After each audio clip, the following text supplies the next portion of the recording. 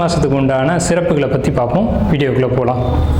மாசி மாதம் அப்படிங்கிறது சூரியனுடைய சஞ்சாரத்தின் அடிப்படையில் 11வது மாதமாக நம்மளுடைய முன்னோர்கள் அதை எடுத்து வச்சுருக்காங்க. மாசி அப்படிங்கிற மாதம் 11வது மாதம் அப்படின்னு எடுத்து வச்சுருக்காங்க. இது ஏன் அப்படின்னு கேட்டிங்கன்னா, இந்த மாதம் ஒரு புனித நீராடுறதுக்கும், முன்னோர்களுக்கு திதி தர்ப்பணங்களை கொடுக்கறதுக்கும், மந்திர உபதேசங்களை பெறுறதுக்கும், அதே மாதிரி பார்த்துக்கிட்டிங்கன்னா புதிய கலைகளை கற்றுக்கொள்வதற்கும் இந்த மாதம் ரொம்ப ஏற்புடைய ஒரு மாதமாக சாஸ்திரத்தில் சொல்லப்பட்டிருக்கு.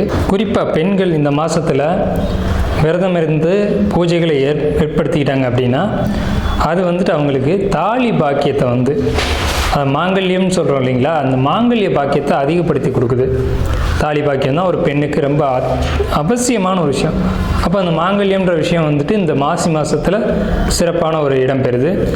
மாசி மாதத்தில் தான் மாசி சிவன் ராத்திரி அப்படின்ற ஒரு விஷயம் வருது. மாசி மாதத்தில் இறை வழிபாடு இல்லாத நாட்களே கிடையாது. எல்லா 30 நாளுமே இறை வழிபாட்டுக்கு உகந்த நாட்கள் தான்.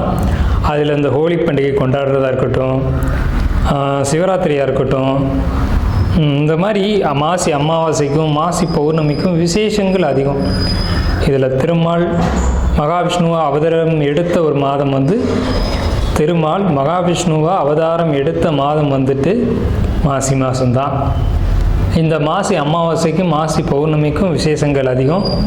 மாசி மாதம் வரக்கூடிய மக நட்சத்திரம் தான் மகாமகம் அப்படின்னு நம்மளுடைய சாஸ்திரம் விசேஷமாக அந்த ஒரு 12 வருஷத்துக்கு ஒரு முறை புனித நீராடல் அப்படின்ற ஒரு விஷயத்தை நம்ம மேலே சொன்னோம் இல்லைங்களா, அந்த விஷயத்தை கொண்டு வராங்க. இதில் தாக்ஷாயினி அப்படின்ற அவதாரத்தில் பார்வதி தாயார் அவதரித்த மாதம் இது.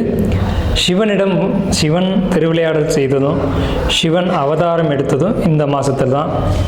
சிவன் தான் தன்னுடைய திருமணத்தை பார்வதி தேவியை திருமணம் செய்து கொண்ட மாதம் இந்த மாசி மாதம். ஸோ இந்த மாதிரி எண்ணற்ற சொல்ல முடியாத ஏகப்பட்ட விசேஷங்களை கொண்ட மாசி மாதம். குறிப்பாக சொல்லணும்னா 12 மாதங்களுக்கும் 12 தனித்துவம் வாய்ந்த சிறப்புகள் உண்டு. இருந்த போதிலும் மாசி மாதத்துக்கு உள்ள சிறப்புகளை நம்ம மேலே பார்த்துட்டோம். புனர்பூச நட்சத்திரம் மாசி மாதத்துக்கு உண்டான ராசி பலன்கள். மாசி மாதம் உண்டான பொதுவான ராசி பலன்கள். அது பொதுவாகவே ரொம்ப மென்மையானவங்க, நளினமானவங்க, நேர்மையானவங்க, வேகமானவங்க அப்படின்னு கேட்டிங்கன்னா புனர்பூச நட்சத்திரம் தான்.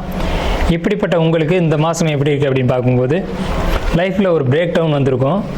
அந்த பிரேக் டவுன் இப்போ உடஞ்சி இப்போ ஒரு வளர்ச்சியான ஏறுமுகம் அப்படிங்கிறது இந்த மாதத்தில் மாசி மாதத்தில் புனர்பூச நட்சத்திரம் பார்ப்பீங்க. வாழ்க்கையினுடைய ஒரு ஏறுமுகத்தை நீங்கள் பார்ப்பீங்க. அதிகமாக உங்களுக்கு நண்பர்களால் தொந்தரவுகள் வர்றதுக்கான வாய்ப்புகள் இந்த மாசி மாதத்தில் உண்டு. ஸோ நட்பு அப்படிங்கிற ரீதியில் பார்க்கும்போது நீங்கள் நட்புகளை ஒரு அளவோடு வச்சுக்கணும் அப்படிங்கிறது மாசி மாதத்தினுடைய தன்மை. அதே மாதிரி உங்களுக்கு குழந்தைகள் அப்படின்ற ஒரு விஷயத்தில் ரொம்ப கவனம் தேவை. குழந்தை இல்லாதவங்க அப்படின்னா உங்களுக்கு குழந்தை கிடைக்கிறதுக்கான வாய்ப்புகள், நீண்ட கால திருமண தாமதம் அப்படின்னா அந்த திருமணம் நடக்கிறதுக்கான வாய்ப்புகள், அதே மாதிரி குழந்தைக்காக இயங்குற குழந்தை கிடைக்கல அப்படின்றவங்களுக்கு குழந்தை கிடைக்கக்கூடிய வாய்ப்புகள் இந்த மாசி மாதத்தில் உங்களுக்கு அதுக்கான அமைப்புகள்லாம் இருக்கும். இந்த புனர்பூச நட்சத்திரக்காரங்களுடைய தாயார் உடல்நிலையில் ரொம்ப ரொம்ப கவனம் செலுத்திக்க வேணும். அவங்களுடைய உடம்பு பாதிக்கக்கூடிய அமைப்புகள், ரொம்ப ஒரு உடல் ரீதியான பாதிப்புகளை சந்தித்து அதுக்கான அதிகமான செலவுகளை நீங்கள் செலவு பண்ணுற மாதிரி இருக்கும். ஸோ அதை முன்கூட்டியே, அதாவது ஒரு மலைக்கு முன்னாடி வலையை வீசுகிற மாதிரி நீங்கள் வீசி அதை பார்த்துக்கோங்க. அதே மாதிரி நீங்கள் நினச்ச காரியம், ஒரு நல்ல காரியம் நடக்கக்கூடிய ஒரு அமைப்பு அப்படிங்கிறது புனர்பூச நட்சத்திரத்துக்கு இந்த மாசி மாதத்தில் நிச்சயம் உண்டு.